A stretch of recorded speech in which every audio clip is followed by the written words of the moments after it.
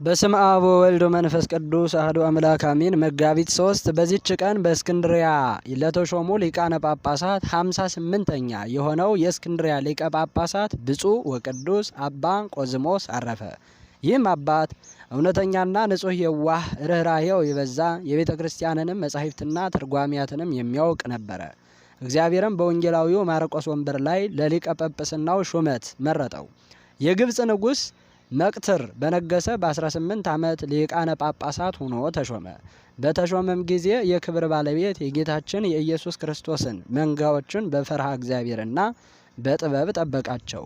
ለእርሱ ከሚገባው ከግብሩ ገንዘብ የሚያተርፈውን ለጦም አዳሪዎች ይሰጣቸው ነበረ። ደግሞም ቤተ ክርስቲያን ሕንፃ ማሰሪያ ያወጣ ነበረ።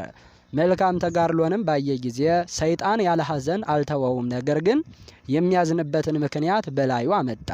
ይህም እንዲህ ነው። ጴጥሮስ የሚባል ጳጳስ ለኢትዮጵያ አገር ሹሙ ነበረ። አባ ጴጥሮስም ወደ ኢትዮጵያ በደረሰ ጥቂት ዘመን በሰላም ኖረ። ከዚህ በኋላ የኢትዮጵያ ንጉሥ ታመመ። አባ ጴጥሮስንም ጠርቶ ሁለቱን ልጆቹን አስቀረበ። ዘውዱንም ከራሱ ላይ አንስቶ ለአባ ጴጥሮስ ሰጠው። እነሆ እኔ ወደ ክብር ባለቤት ወደ ጌታዬ ኢየሱስ ክርስቶስ እሄዳለሁ። እነሆም ሁለቱ ልጆቼ በፊትህ ናቸው። አንተም ለመንግስት የሚሻለውን አውቀህ ከሁለቱ አንዱን ከኔ በኋላ አንግስ አለው። ንጉሱም ካረፈ በኋላ ጳጳሱ፣ መኳንንቱና የጦር ሰራዊቱ አለቆችና የመንግስት ሰራዊት አለቆች ተማከሩ። እርስ በርሳቸውም ለመንግስት የሚሻል የሚያንሰው ነው ተባባሉ። ጳጳሱ አባ ጴጥሮስም ታናሹን የንጉስ ልጅ ቀብቶ አነገሰው። በኢትዮጵያ መንግስት ዙፋን ላይም አስቀመጠው።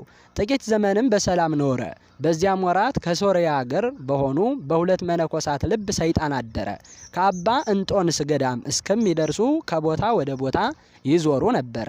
በዚያም በአባ እንጦንስ ገዳም ጥቂት ቀኖች ተቀመጡ። ስለ ስራቸውም ክፋት አባረሯቸው።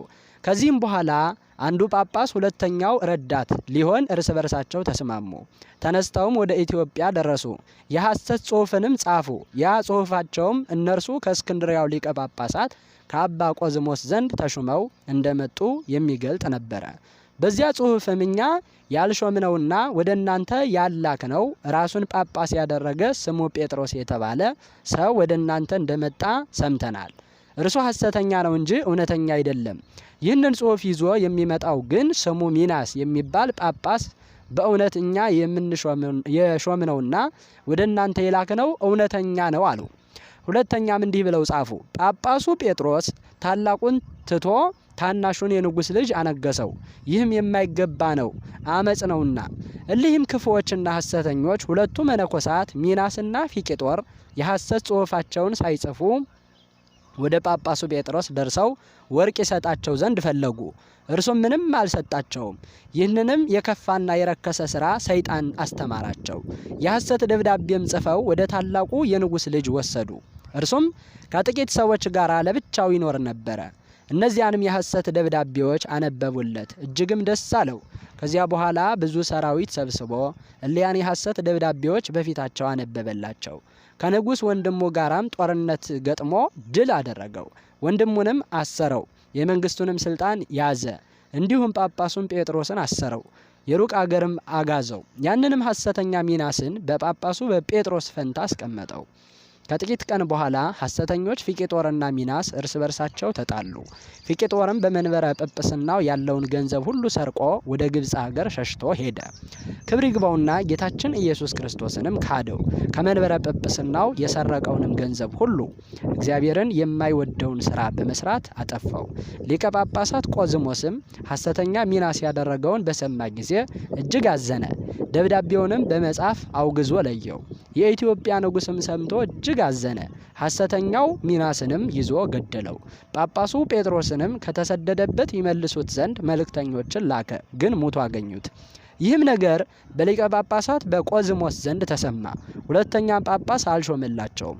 ከእርሱም በኋላ የነበሩ ሊቃነ ጳጳሳት አባ መቃርስ፣ አባ ታውፊያኒዮስ፣ አባ ሚናስ፣ አባ አብርሃም በእነዚህ ዘመን ከ911 ዓመት ምህረት እስከ 995 ዓመተ ምህረት ድረስ የ84 ዓመታት ያህል የኢትዮጵያ ሰዎች ጳጳስ ተሹሞ አልተላከላቸውም። የኢትዮጵያ ንጉስ ግን የጳጳሱ የጴጥሮስ ረዳት የነበረውን ወስዶ በመምህር ፈንታ ጳጳስ ሆነ ተቀመጥ አለው። እርሱም እኔ ጳጳስ ለሆን አይገባኝም፣ የሐዋርያትንም ሥርዓት ተላልፌ ይህንን ልሰራ አይቻለኝም አለ። ግን ልቀቀኝና ወደ ግብጽ ልሂድ፣ ጳጳስ እንዲሾምላቸው ሊቀ ጳጳሱን እለምነዋለሁ፣ ከዚያም በኋላ ወደ እናንተ መለሳለሁ እያለ ንጉሱም ማለደው። ንጉሱም ወደ ግብጽ እንዲሄድ አሰናበተው።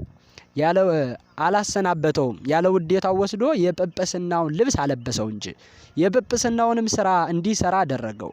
አባ ቆዝሞስም እጅግ ሸመገለ። የሹመቱም ዘመን ድህነትንና ሰላምን የተመላ ነበረ። በወንጌላዊ ማርቆስ ወንበረም 12 ዓመት ኖረ፣ በሰላምም አረፈ። እግዚአብሔር በጸሎቱ ይማረን ለዘላለሙ በእውነት አሜን። በዚህችም ቀን ከፍንዮስ አገር የሆነ አባ በርፎኒዮስ አረፈ። በረከቱ ከኛ ጋር ትኑር ለዘላለሙ በእውነት አሜን።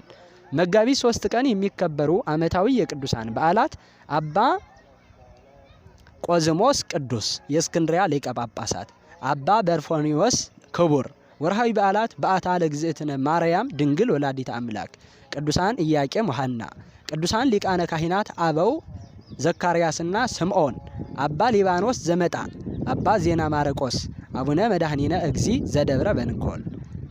ነገር ግን ወንድሞች ሆይ እናንተ የተማራችሁትን ትምህርት የሚቃወሙትን መለየታችንና ማሰናከያን የሚያደርጉትን ሰዎች እንድትመለከቱ እለምናችኋለሁ።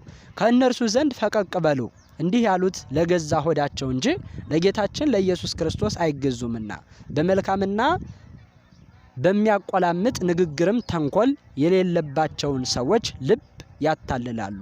ሮሜ 16:17 ዘአቅረብኩ ማሕሌተ አዘኪሬ አእላፈ ምለተ ጸምዱከ ዘልፈ ለእለ ያነብብ ተወከፍ ዘንዴቴ መጽሐፈ እንተረሰይከ እግዚኦ ጸሪቀ መበለት ወኩፈ እምእለ አብኡ ብኡላን ዘተረፈ ነቢያት፣ ቅዱሳን፣ ሰባኪያን፣ ሰማዕታት፣ ጻድቃን፣ መላእክት፣ ትጉሃን፣ ደናግል፣ አዲዮ መነኮሳት ሄራን ባረኮ ባረኮ ጉባኤ ዛቲ መካን እስከ አረጋዊ ልሂቅ ወምንዑስ ሕፃን ለዘ ጻፎ በክርታስ ወለዘ አጽሐፎ እንዘ ይደርስ ለዘ አንበበው ወለዘ ተርጎሞ በልሳን ሐዲስ ወለዘ ሰምዐ ቃሎ በእዝነ መንፈስ በጸሎተ እሙ ማርያም አራይተ ኩሉ እምባይስ ህቡረ ይመሐረነ ኢየሱስ ክርስቶስ አሜን። ይማረን።